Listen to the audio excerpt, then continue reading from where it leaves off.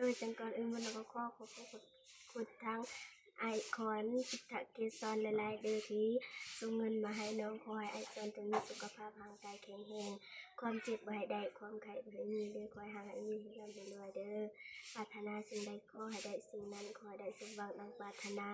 นั้นเราก็ขอให้ได้เงินมีนอนตื่นขอให้ได้เงินแสนเด้อสาธุ ในวันที่2วันที่3ประมาณนี้เนาะสิไปมาเอาทางแม่พิมพ์แล้วก็สิไปเยี่ยมไปยามพุ่นแหละทางภาคกลางพุ่นแหละทางยูทูบเบอร์หลายๆคนนั่นแหละทางบ้านในเตียงบ้านโคกใหญ่เนาะเมืองอุทุมพรแขวงสวรรณเขตทางทีมงานเฮาก็สิได้เดินทางประมาณนั้นแหละประมาณวันที่2วันที่3นี่แหละมีแต่วัดท่าฝาก FC แล้วก็ผู้ใหญ่ใจบุญทุกท่านเนาะติดตามเบิ่งทีมงานเฮาจนพุ่นแหละจนหอดมือที่ว่าไปพุ่นแหละเนาะฝากในเด้อ FC เอาก่อนอื่นหมดบางคนก็สิขอจบคลิปเพียงเท่านี้เนาะพอๆกันคลิปหน้าสำหรับคลิปนี้บางคนขอกล่าวคำว่าสบายดีเด้อบ๊ายบาย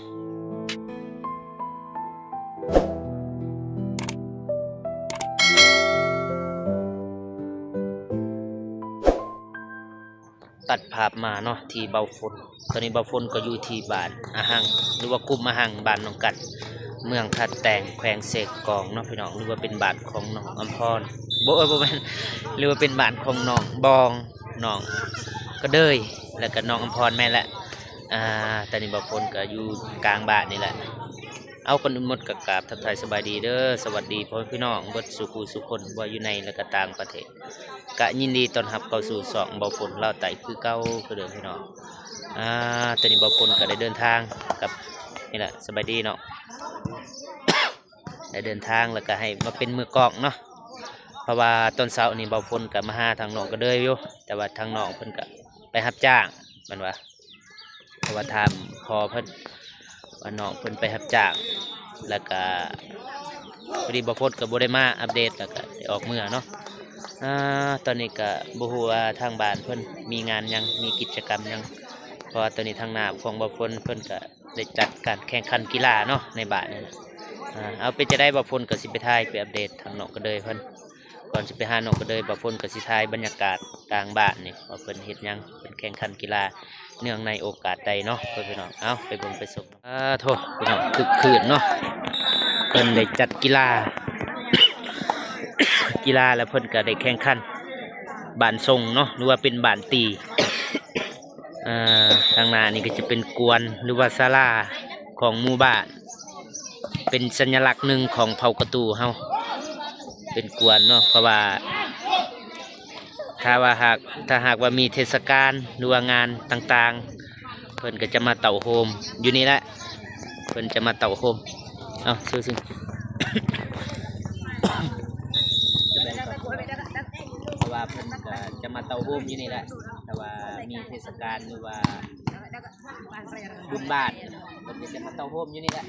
อยู่กวนหรือว่าศาลาบาทของเผ่าประตูเฮา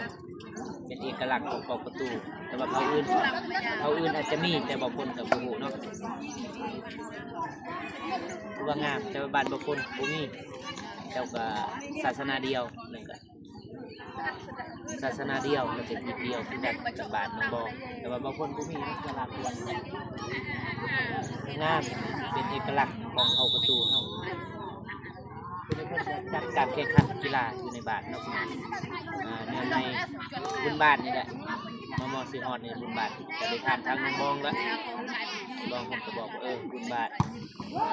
ตอนทำบุญบ้านเพิ่นก็ได้จัดแข่งขันกีฬาเพิ่นเป็นการฝึกปืนนี่แหละเอาเป็นจะได้ก็บ่พ้นกับ15ทางน้องก็เลยเพิ่นเนาะพี่น้องบ่พ้นก็ไอ้แน่บ่เศร้าช่วงนึงแล้วก็มาเป็นอีกโอ้เดือนน้องก็เลยไปหาทางน้องไปบ่ติ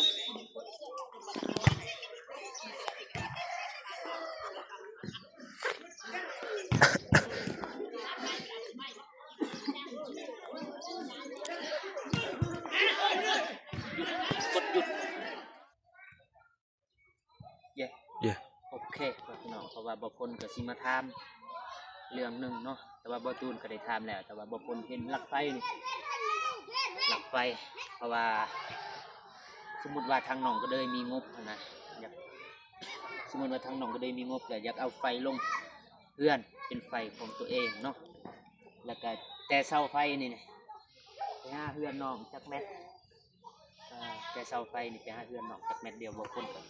สิแทกประมาณเอาเนาะว่าจักแมทแต่นี่ฮอดเฮือนน้องก็เลยไปพี่น้อง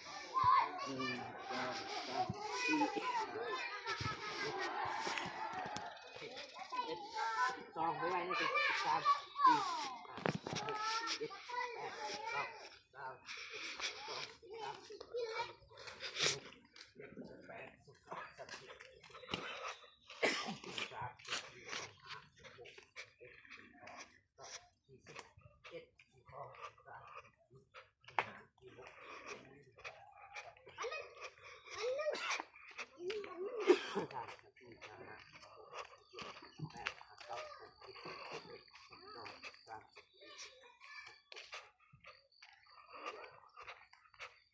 ประ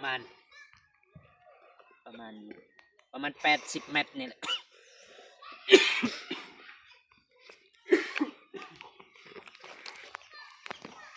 ประมาณ80 เมตรเนาะพี่น้องแต่หาเรือนน้องก็เลยหลักไฟ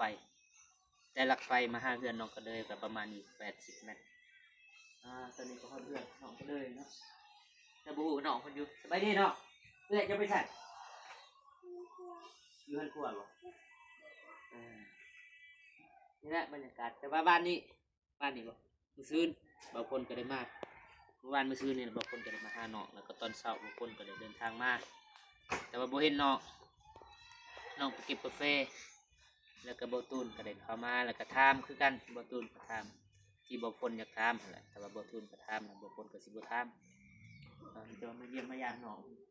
เอาก็เลยเลื่อนบ่หยุดก่อนโอเคเนาะพี่น้องตอนบ่พ้นแล้วก็น้องทรายบ่แม่นน้องทรายเนาะน้าบ่าวบ่เอาน้าบ่าวซะ ลูกป่าลูกลุงนี่แหละเอาง่ายๆตอนนี้ก็กำลังรอถ่าทางน้องก็เลยเพิ่นอาบน้ำอยู่ทางบ่าวฝนก็สินั่งถ่ายอยู่นี่แหละมาเลยมาเลยสบายดี สบายดีเด้อน้องบ่าว ยับใกล้ๆนี่ ทุก ก่อน คนสบายดีเด้อ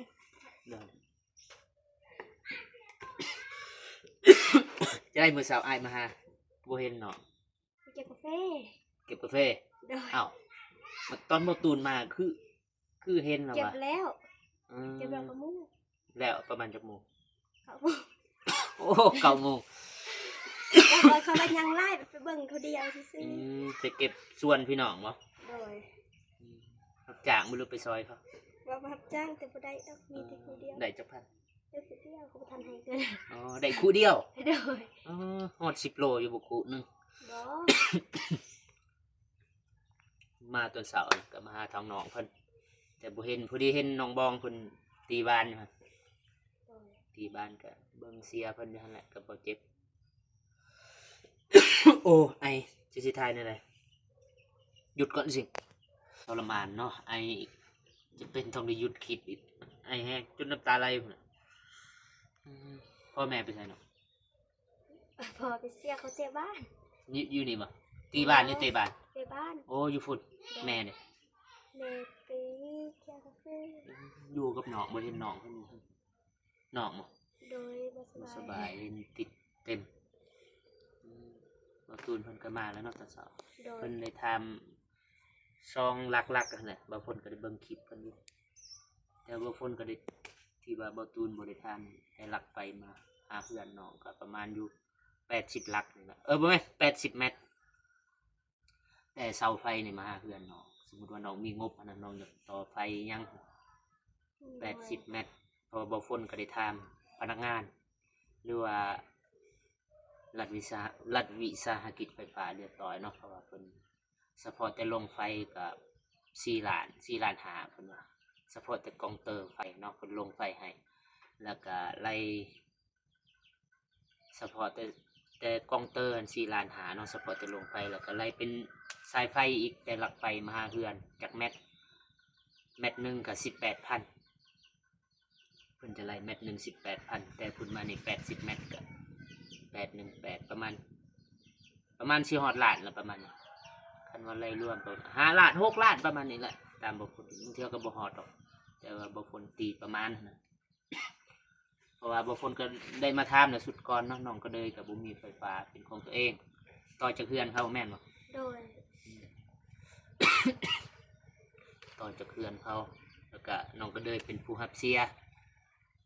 ค่าไฟแต่ละเดือนเพราะว่าเฮือนน้องก็ได้แล้วน้ำก็มีเหลือแต่ไฟเนาะน้องก็เลย โดย แล้วก็อยากได้อีกอย่างอีก คิดว่าครบเบิดเลยเฮือนสมมติว่าได้ไฟอีกอยากได้หยังอีกคันว่ามีเงินนะยานว่าน้องถือหลอกถือเลขอีกหยัง เอาทึกเลขเหรอ เสียหยังต่อ ได้ดิน ได้ดิน โดย ดินส่วนนี่บ่ โดย ดินเฮ็ดส่วนนี่ดินปลูกสระคือว่าเฮ้ยหาดินหาดอนเนาะ โดย แล้วก็รถบ่อยากได้ คือบ่เห็นน้องอันนี้เนาะอายุจักปีแล้วเนาะบ่ได้ทานแม่น้องก็เลย 16 16 ปี เกิดปีอะไรเนี่ย 17แล้ว 16ย่าง17นะทางน้องก็เลยครับแต่บ่เห็นเฟซน้องเลยลิ้นโทรศัพท์อยู่บ่ นี่ ลิ้นบ่ โดย ใช้โทรศัพท์น้องซื้อดนหรือบ่ โดนแล้ว คิดว่าน้องบ่ได้ลิ้นโทรศัพท์ดนแต่ปีใดล่ะใช้จักปีแล้วโทรศัพท์ 2 ปีกับปีนี้ ชื่อเฟซอะไรน้องก็ได้ น้องวันเบบี้ น้ำหวาน โดย เฟซทางน้องก็เลยเพิ่นน้ำหวานเบบี้เนาะผู้ใดเป็น FC น้องอยากทักหาทักลิ้นก็สามารถทักได้เนาะสามารถแชทหาน้องได้น้องก็เลยเพิ่นน้ำหวานเบบี้เป็นภาษา ลาว ลาวเนาะ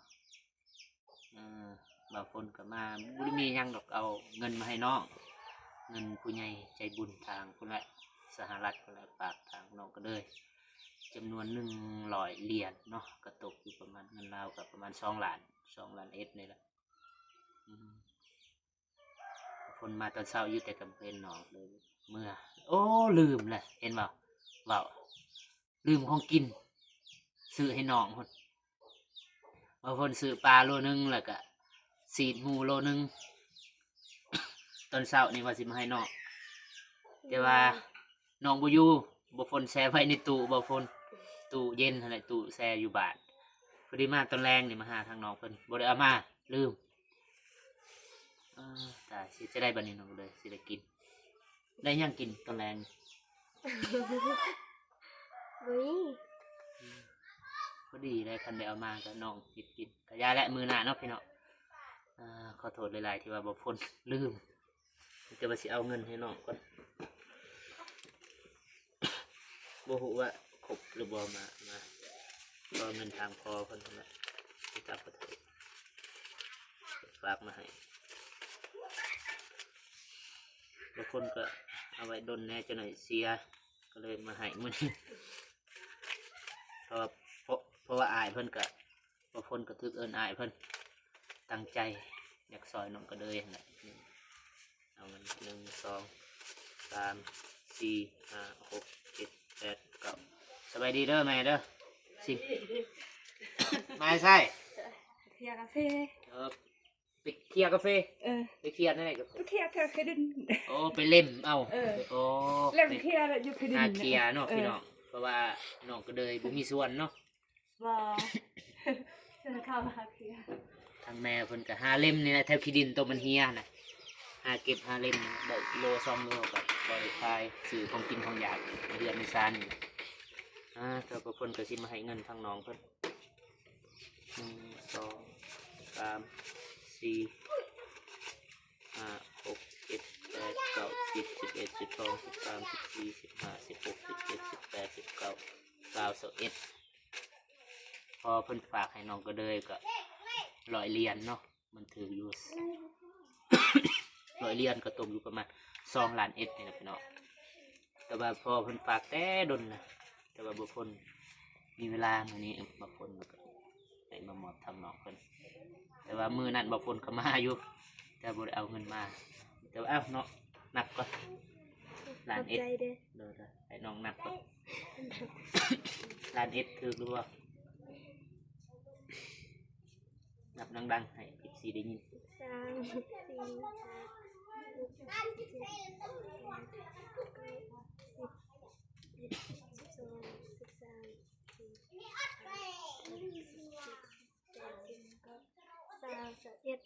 7 2 ล้านเอ็ดบ่แม่นล้านเอ็ด ครบ บ่ แล้ว เพิ่นก็ลืมเนาะ2 ล้านเอ็ดนะพี่น้องบ่แม่นล้านเอ็ด100เหรียญมันตกอยู่2 ล้านเอ็ด2 ล้านเอ็ดมาพอจะเอาเงินอันนี้ไปเฮ็ดหยังมันให้แม่ โดย แม่ไปเฮ็ดหยังมันโอ้ยว่ะเอาไปใส่ในใดซื้อกินซื้อยากบ่ซื้อข้าวโดย ข้าวยังลายบ่เนาะ ยังกินได้ยังไปกินได้สอง บ่มีข้าวก็ซื้อข้าวและแต่น้อง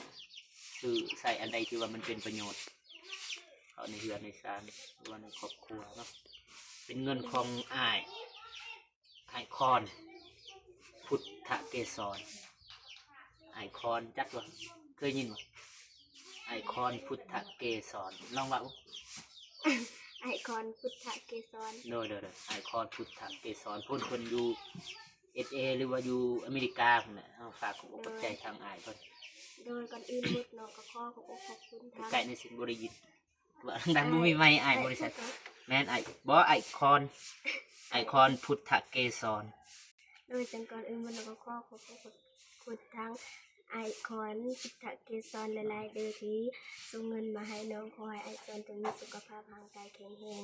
ความเจ็บบ่ให้ได้ความไข้บ่ให้มีเด้อขอให้หาให้มีให้ร่ำให้รวยเด้อปรารถนาสิ่งใดขอให้ได้สิ่งนั้นขอให้ได้สมหวังดังปรารถนานั้นเราจะขอให้ได้เงินมีนอนตื่นขอให้ได้เงินแสนเด้อสาธุ สาธุโอเคพี่น้องทางบ่พลก็ได้มอบแล้วก็ได้มาเป็นสะพานบุญขอให้อ้ายเพิ่นแล้วก็น้องก็เลยเป็นที่เรียบร้อยแล้วเนาะแล้วก็ให้น้องก็เลยเอาเงินจำนวนนี้ไปเฮ็ดหรือว่าไปใส่ในสิ่งที่มันถูกหรือว่ามันดีบ่เอาไปใส่ในสิ่งที่มันผิดนะน้องก็น่าจะรู้อยู่ โดย ตัวนี้มันเป็นประโยชน์ก็ใส่ตัวอย่างบ่มีข้าวกินบ่เกลือเป็นนัวนั่นแหละเจืออยู่หั่นแหละซื้อกินน่ะแต่น้องอันนี้ โดย พอผู้ใหญ่เพิ่นก็เฮ็ดน้องเลยอีต้นสงสารอยากซอยเรือนั่นแหละเพราะว่าเพิ่นก็นี่แหละเฮ็ดบุญตลอดนั่นแหละบ่แต่ไผเพิ่นก็ซอย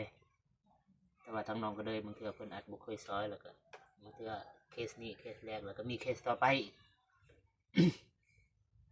เจ้าหน้าที่ละสิ 10 หยุดก่อน น้องก็เลยบ่ไปตีบานนำเขาบ่บ่ได้เข้าสนุมบ่ บ่ นั่นแหละคือบ่เข้าบ่ทันฮอดอายุบ่นั่นน่ะ เขาแล้วแต่ว่าออก โดย เพราะว่าเห็นน้องบองเพิ่นตีบานเสาตึบ ตีกะตีบ่เป็นดอกไปตี มีแต่รายละเอียดเนาะเกี่ยวกับน้องก็เลยก็พอเบิ่งเปาตูนก็ได้ทางบางส่วนจะไปเบิ่งทางคลิปของเปาตูนพอคนก็ต่อจากคลิปเปาตูนอีกพอคนมาหย่ำเนาะมาสับก็ได้มามอบเงินที่ว่าทางอ้ายคอนคนอื่นหมดบ่ฝนก็ผูกกับใจทางอ้ายคอนเพิ่นอ้ายคอนพุทธเกศรและของครอบครัวอ้ายเพิ่นจงอยู่เย็นเป็นสุขสุขกายสุขใจควรเจ็บบ่อยไหลความไข้บ่มีบ่ให้ไปกับพี่บ่ให้ไปกับพี่บ่ให้หนี่กับเพิ่นเด้ออายุมันควันยืนเฮ็ดธุรกิจหรือว่าการงานใดก็ขอให้ราบรื่นประสบผลสำเร็จในที่การงานต่างๆไปใส่มาใส่ก็มีแต่คนหักคนหอมเด้อไปหอดกับเพิ่นเด้อมาเพิ่นเด้อมาจะสวนเป็นเพลง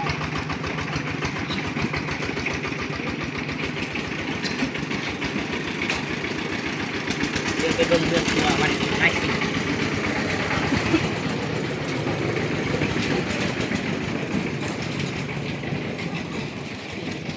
ดีได้ไหมนะนี่ว่ากาแฟได้เล่นมือนี่นี่วะแต่สาวอ้วนนี่ จะเศร้า นี่ มือ แม่เพิ่นเล่มนี่แหละไปเล่มแบบที่ว่าหนูกินบ่หรือว่าเขาเก็บมันเหี่ยเลยมันตกมันเหี่ยเขาบ่เก็บทางแม่เพิ่นก็ไปเก็บไปเล่มหั่นน่ะไปเก็บแบบเคลียร์ที่ดินอยู่หั่นแหละเก็บอยู่หั่น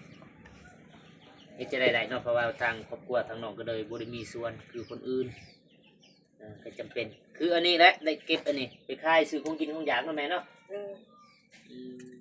นี่ก็ได้5 โลไปแล้ว ปี 5 โลเพิ่นซื้อโลเศร้าแสนประมาณนี้ประมาณ100-200 บาทนี่แหละคันมาขาย แต่ว่าคันตากมันจะราคาดีกว่าอีก ตัก ตากเนาะ โดย ตากแล้วก็ขายบาทเดียวพุ่นแหละตากแห้งๆอันนี้เขากินบ่ โดย เรือเท่านี้บ่เขา โดย กะว่ากินได้จักมื้อนี่เออนี่แหละเพื่อนน้องเพิ่นกล้วยเฮ็ดใหม่อยู่ในนี่อยู่กับดินนี่แหละพี่น้องแต่ว่าเพิ่นก็ได้ปูอยู่ปูนเท่านึงเอาไว้ของแม่เพิ่นโอเคเด้อแม่เด้อ โดย ใช่ครับใช่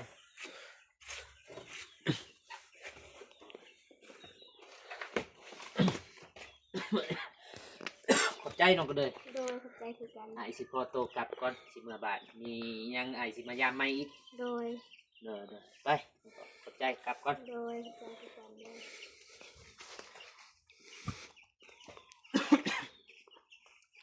โอเคเนาะพี่น้องบางคนก็ได้มาหาทางน้องก็เลยเพิ่นได้มามอบเงินที่ว่าทางไอคอนปุตตะเกซอนแล้วก็ที่ว่าได้ให้บางคนมาเป็นสะพานบุญในทางนี้เนาะบางคนก็ขอบใจอีกเท่านึงแล้วก็คนอื่นหมดก็ขอบอกใจผู้ใหญ่ใจบุญอีกที่ทุกท่านเนาะที่เขามาเบิ่งมาติดตามคลิปของบางคนแต่ต้นจนจบเนาะบางคนก็ขออวยพรให้14แล้วก็ผู้ใหญ่ใจบุญจงมีแต่สุขภาพที่แข็งแรงเด้อรักษาสุขภาพให้เด้อเพราะอากาศก็เริ่มเปลี่ยนแล้วโอเคเนาะบางคนก็สิขอบใจทางอ้ายเพิ่นอีกเทื่อนึงทางอ้ายคอนเพิ่นแล้วก็ครอบครัวทางอ้ายคอนพุทธเกศรเบิดสุขุสุคนเนาะให้อยู่เย็นเป็นสุขเฮ็ดเวียกหรือว่าเฮ็ดการงานนั้นใดก็ขอให้ราบให้ลื่นให้ประสบผลสำเร็จเนาะให้มาเท่านี้ให้ได้กลับพันเท่าล้านเท่าเนาะไปใส่มาใส่ก็ให้ฮอดให้ปลอดให้ไผ่เวียกหรือว่าธุรกิจนั้นใดก็ประสบผลสำเร็จเนาะมีแนวมาขัดมาขวางอ้ายเพิ่นและครอบครัวเอาโอเคเนาะพี่น้องบางคนก็จักชีไทยยังอีกเพราะว่าก็ได้มอบเงินทางน้องเพิ่นแล้วก็ขอบใจทางอ้ายเพิ่นที่ว่าได้ให้บ่าวฝนมาเป็นสะพานบุญในครั้งนี้เนาะถ้าว่าหากว่าบ่าวฝนว่าจาหรือว่าผิดพลาดประการใดบ่าวฝนก็ขอโทษขออภัยหลายๆเนาะบ่าวฝนก็สิรับฟังคำตำหนิติเตียนจากผู้ใหญ่ใจบุญ UFC ทุกท่านสามารถตำหนิติเตียนบ่าวฝนทางใต้คอมเมนต์หรือว่าทักหาส่วนตัวเนาะแล้วก็บ่าวฝนขอฝากถึง FC แล้วก็ผู้ใหญ่ใจบุญที่ว่าติดตามบ่าวฝนแล้วก็ทีมงานสายบุญลาวใต้แล้วก็พร้อมทางทีมงานอื่นๆหรือว่าทีมงานพุ่นแหละทางทีมงานสวรรณเขตเนาะไว้นี่พอกันเพราะว่าบ่าวฝนสิไปรับทางไปรับเอาทางแม่เพิ่นแม่พิมพ์แล้วก็แม่เพ็ญแล้วก็สิไปหาพุ่นแหละไปเยี่ยมไปยามทางสวรรณเขตทางบ้านไอเตียงเพิ่นประมาณวันที่2วันที่3นี่แหละเอาทางแม่พิมพ์จากฝั่งไทยเนาะเพิ่นสิมายามลาวเฮาทางฝั่งใต้นี่แหละทางภาคใต้นี่ทางภาคใต้ของลาวสิมาแจกเครื่องแจกของก็มีแต่ว่าติดตามเบิ่งติดตามชมคลิปของแต่ละทีมงานนี่แหละแต่ละคนเพราะว่าสิได้อัปเดตแล้วก็พุ่นละจนฮอดมื้อพุ่นละวันที่2วันที่3ประมาณนี้เนาะสิไปมาเอาทางแม่พิมพ์แล้วก็สิไปเยี่ยมไปยามพุ่นละทางภาคกลางนั่นแหละทางยูทูบเบอร์หลายๆคนนั่นแหละทางบ้านในเตียงบ้านโคกใหญ่เนาะเมืองอุทุมพรแขวงสวรรณเขตทางทีมงานเฮาก็สิได้เดินทางประมาณนั้นแหละประมาณวันที่2วันที่3นี่แหละมีแต่บัตรฝาก FC แล้วก็ผู้ใหญ่ใจบุญทุกท่านเนาะติดตามเบิ่งทีมงานเฮาจนพุ่นแหละจนฮอดมือที่ว่าไปพุ่นแหละเนาะฝากในเด้อ FCก่อนอื่นหมดบางคนก็สิขอจบคลิปเพียงเท่านี้เนาะพอๆกันคลิปหน้าสำหรับคลิปนี้บางคนขอกล่าวคำว่าสบายดีเด้อบ๊ายบายไป